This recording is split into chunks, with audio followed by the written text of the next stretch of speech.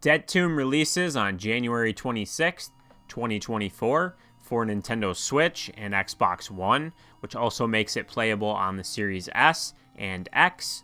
The gameplay for this review was captured from the Xbox version using a Series S. The Xbox version has 10 exclusive achievements to unlock, and the Nintendo Switch version allows you to play with the NES online controllers for a more authentic experience. Dead Tomb is also getting an exclusive physical release on the NES. Dead Tomb is an NES game that has been ported to modern platforms by 8-Bit Legit, and they've done a great job, which is the case with all of their releases I have played so far.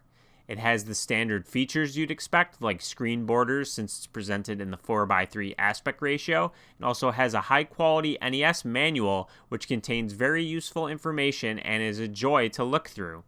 Now with all the features covered, let's discuss the game.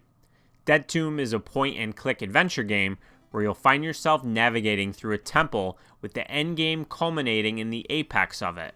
You'll find many different rooms to explore and items to interact with. Making the wrong choice can lead to your untimely demise, but don't worry too much about mistakes as you'll start over in the room you're currently in, so not much progress is lost. You'll have your list of available actions that show at the bottom of the screen when interacting with the many different objects throughout the game. You can also press your controller's equivalent of the start button to bring up your inventory menu, which you may need to interact with at certain points in order to progress.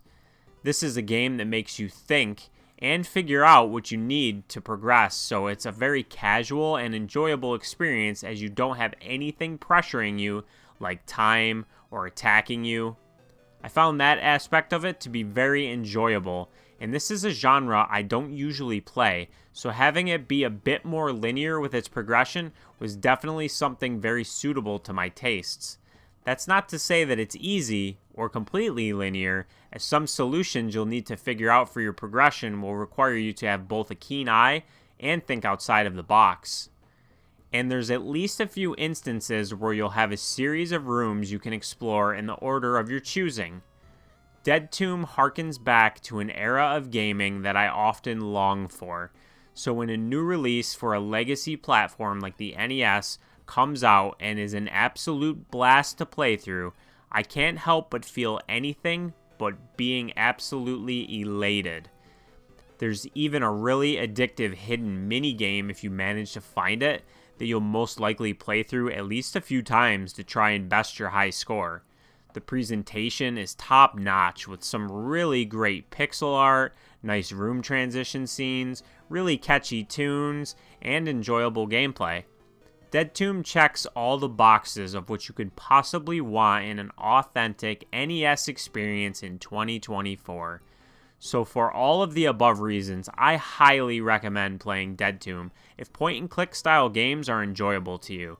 Even for me, not being the biggest fan of the genre, I still managed to have a blast.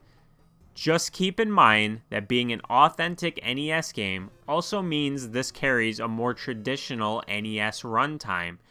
Depending on player skill, you're most likely looking at a total playtime clocking in under the 90-minute mark. So while the experience is brief, it's a very enjoyable one. Thank you for watching this review. If you enjoyed it, please like the video, comment below if you have any questions, and subscribe if you haven't done so already, as I cover a lot of different indie games on my channel. Hope to see you on my next video, but until then, have a good one.